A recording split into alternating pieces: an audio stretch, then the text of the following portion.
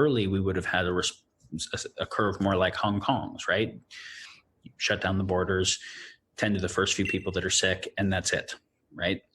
Then you have a South Korea type case where a lot of people get infected, but you can't just kind of prevent anyone from getting infected, but you respond very strong. You do the quarantines, you do the personal protective equipment and the sanitizing and the social distancing, and you do the very strong diagnostics early on and the tracing, and you have the curve flatten very steeply.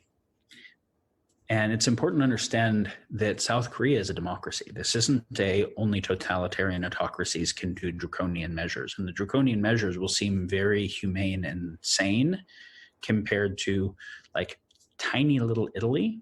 Italy is the size of not China, but the Hubei province has already had more people die than China. And it's still early in their curve. So that actually should be seen as radically inhumane to not respond quickly.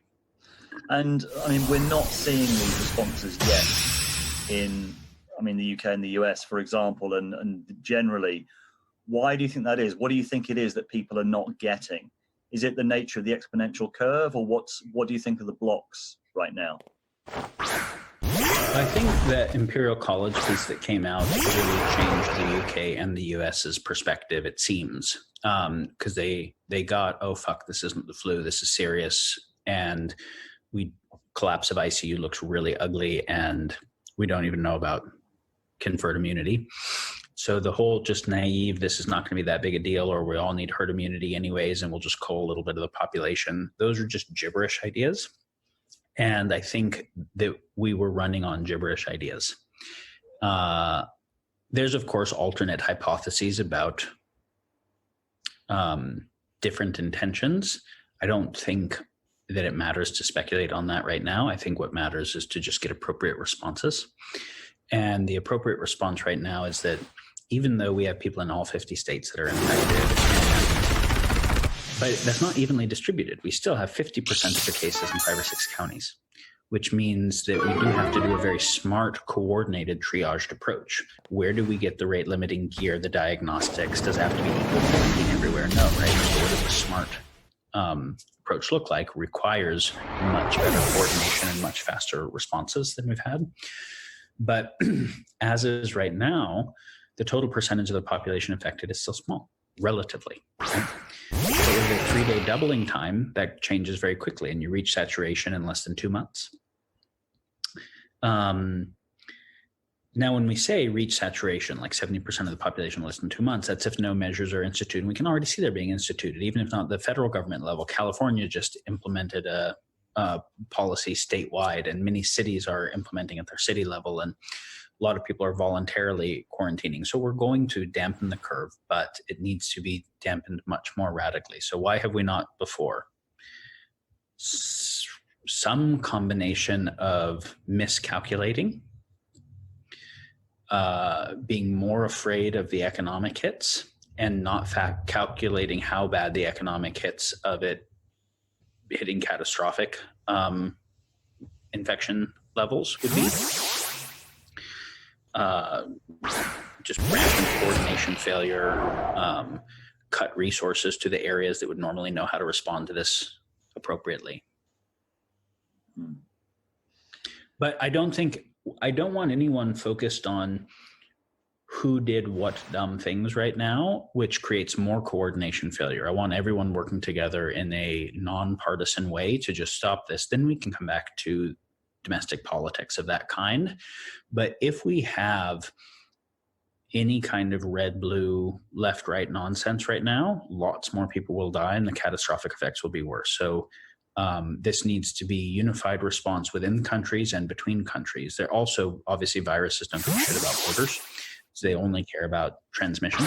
And so that's the other thing, is that national governments cannot respond to pandemics.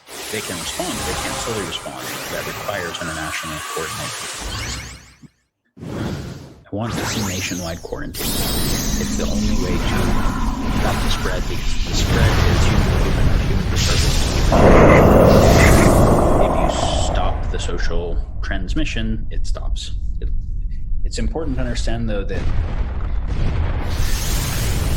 viruses don't care about species or politics or economic interests. Like, they're just, it's biology, it's physics. And this is one of the things that we, you know, in general, there's this truism that the generals who are at the top of the military during peacetime are not necessarily the ones who are best at winning wars. So when we move into wartime, sometimes they start losing battles, and we kind of have to rotate through a few times till we find people like Churchill and Patton that are good at winning wars that we wouldn't necessarily want as current politicians or diplomats.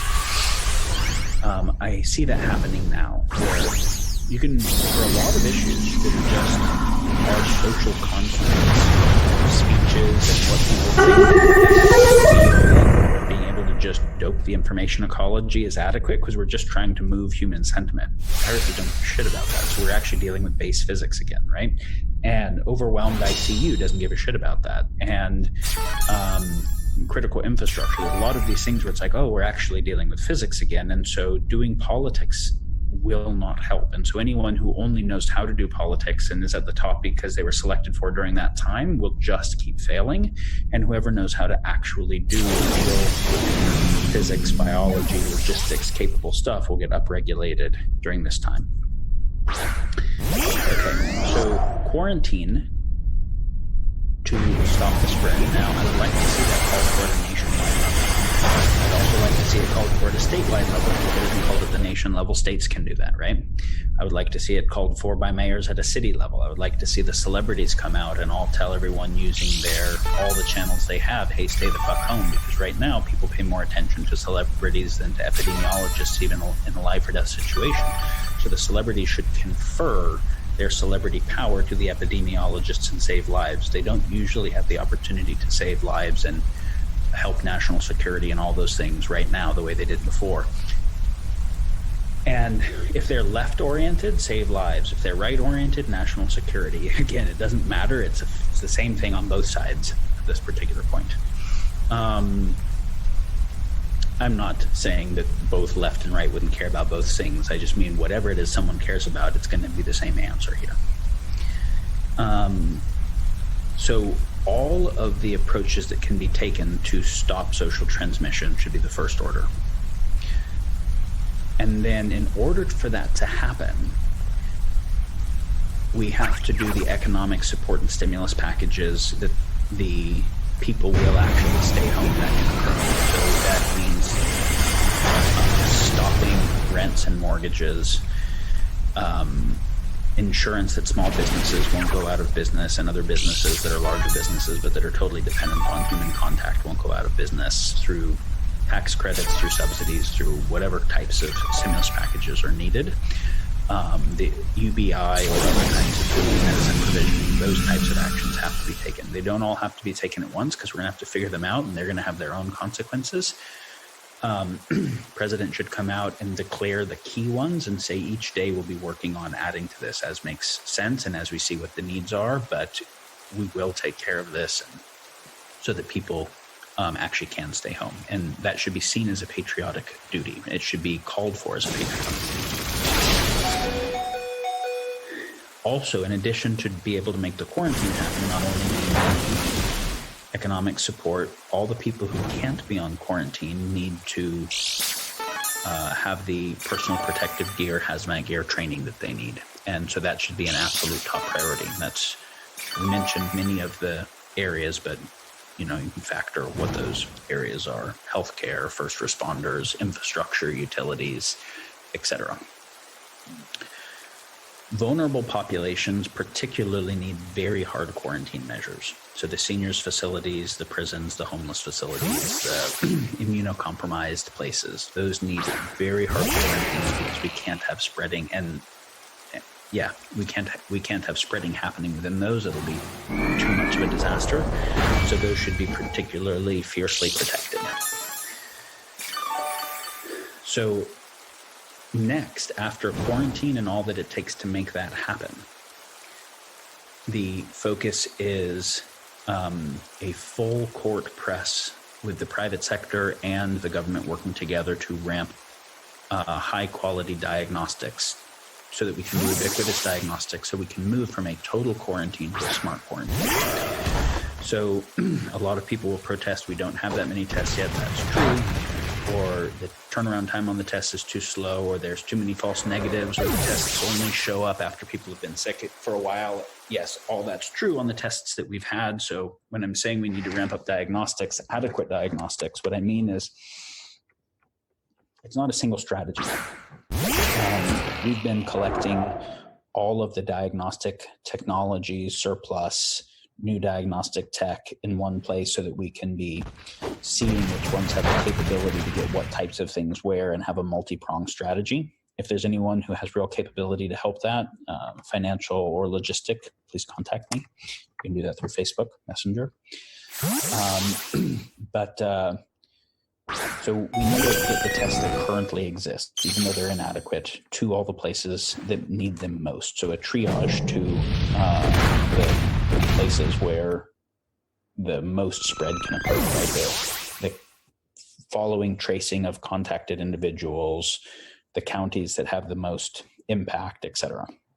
We need to ramp the production of tests that can be ramped in time, even if they're partial tests. Even though antibodies show up too late to be able to do prevention, we need antibody tests because we want to be able to see, is immunity conferred? And if so, who's immune? Because that'd be very helpful. The kind of testing that I care